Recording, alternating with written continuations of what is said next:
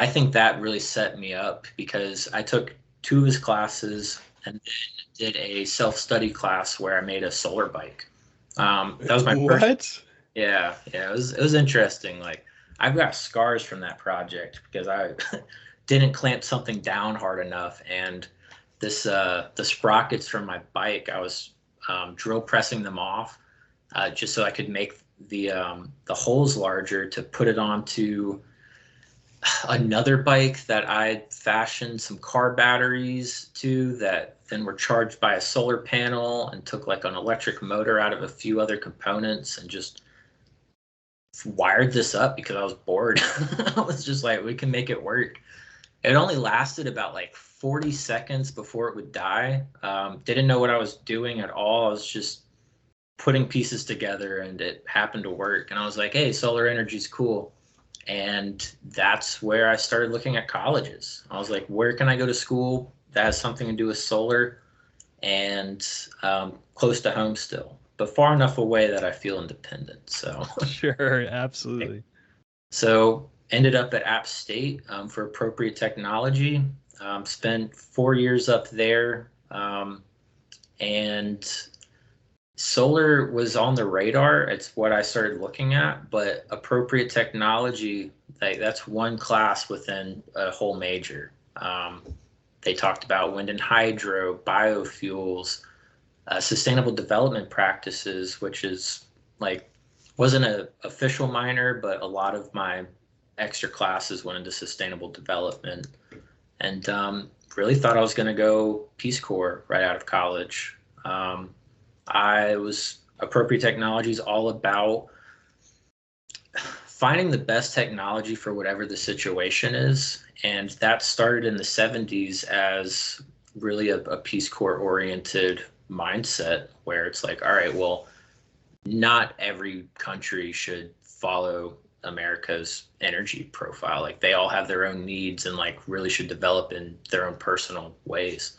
And for a lot of countries, solar makes sense because it's easier to have like a solar farm for a small town or a small city rather than trying to build them this giant energy network of large, KV lines and just connecting everybody in a way that wouldn't make sense. But it's not just energy specific. It's, agricultural practices and taking a look at what kind of soil do they have. So like what kind of fertilizer, what kind of food, what kind of culture.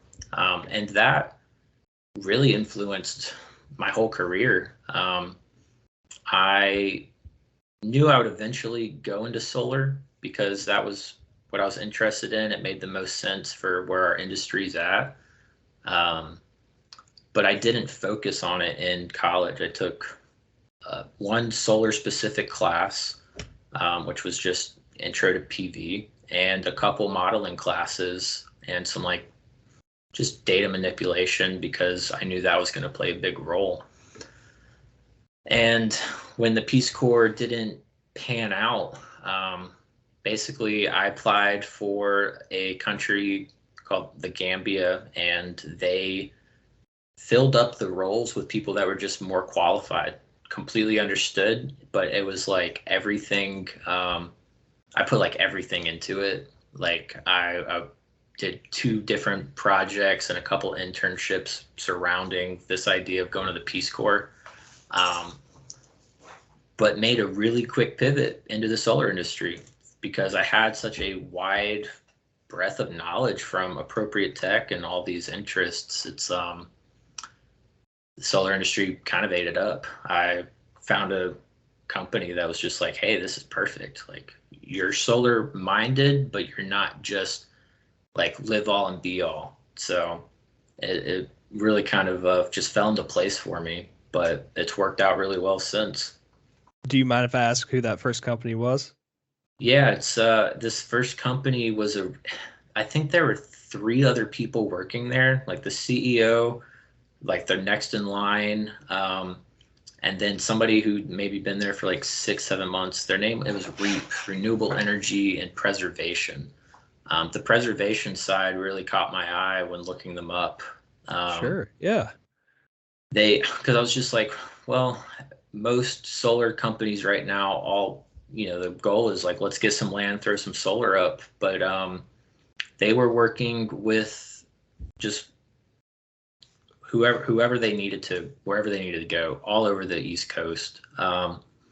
But they would work with the landowners, and if they had an old farmhouse or something that was on there, they would try to turn that into the OM base. Sometimes works out better than, other situations. Sometimes doesn't. Sometimes it can really take a lot of money to preserve something. But she did a really good job. Her name was April Montgomery, and super, super amazing person. I think that they actually got acquired a couple of years ago by another company, though. There's, small solar company doing land work. It's very difficult and time consuming, but they joined up with some sort of environmental, I forget, it's been a couple of years since I've actually looked at it, but still doing the same kind of work, just with, the backing of a larger company behind them. And like, I think the team's still all together, but I was on the road for that job. Like, I mean, all day, every day. I drove probably 40, 50,000 miles in like 5-6 months. Just putting in time, putting in the hours, knocking doors and talking to people about why should you go solar instead of growing soybeans, and having that conversation. And that was what the job was. We were selling the idea of solar. Another reason why I love the the podcast name. So. Oh man, that's great. I never thought about that, and I can't imagine, like, you already had my respect, but the fact that you were doing that, man, there is no way I could do that. Kudos to you for getting out there and literally being on the front lines for solar. That's awesome. It was such a different. And we were looking for these massive projects too.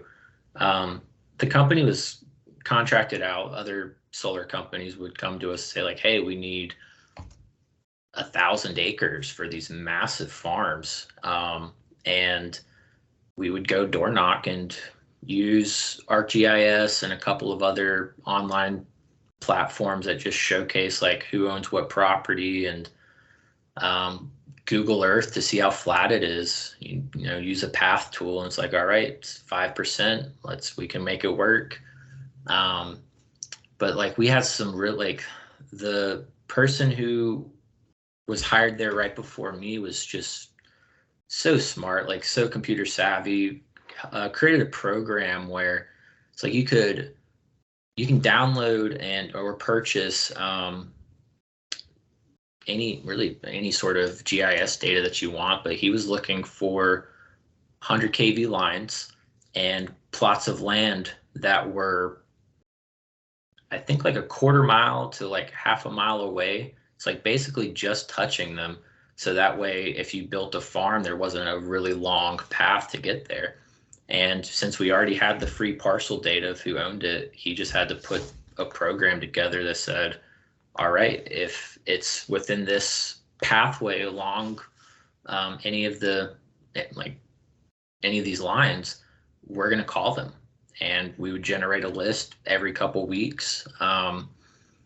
And also, we're able to find like where new solar projects were at by scraping the web. I mean, there's just so much free data out there if you know how to utilize government websites. And if you have to go into a queue, everybody can see that your solar project's in that queue now.